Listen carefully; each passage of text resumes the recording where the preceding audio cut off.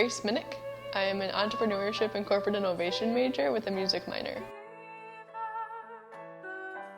My parents are both pretty musical, so my mom grew up playing piano at her church, and my dad was in a couple rock bands in the 70s. When I was 4, they put me in piano lessons, and then when I was 5, they put me in Fort Wayne Children's Choir, which was the life-changing experience for all of my music ever.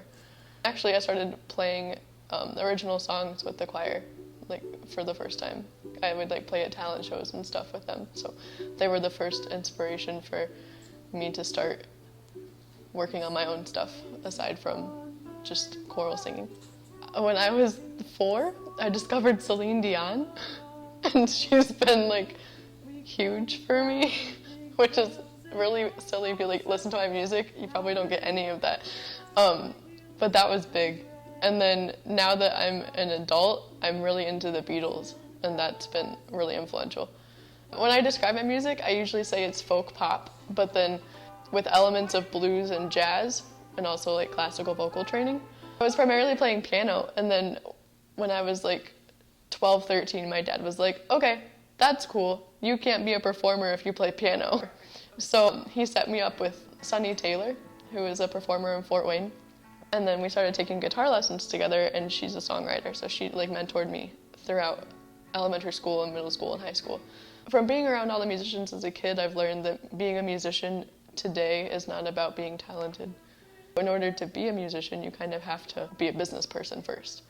I joined the Music Industry Networking Club.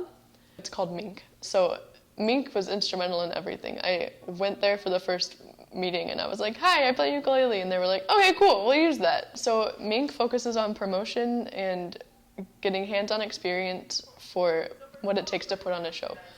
This year, I'm the events director for Mink, so then all these singer-songwriters and bands and stuff come to me. One of the jobs of being a performer is that you have the responsibility to kind of gauge your audience. I performed in the Bloomington Battle of the Bands this year for the second time. So I got on stage and I was like, oh, there have been some pretty crazy metal bands going on. This is not what I am.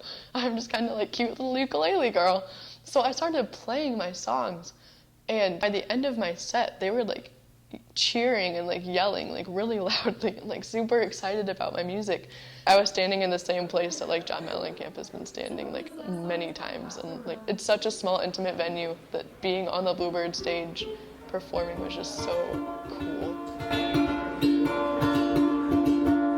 Hello dear, yes I'm good too. I haven't heard from you since Tuesday. Love, I know this may sound rude, but this is not the way to woo me. Luckily for me, and less for you, I have a cue of bed. It was just so powerful that music that I wrote was making people feel emotion, which is the ultimate goal, I think, as a songwriter, to have something that you create touch somebody else's life in such a powerful way that music can.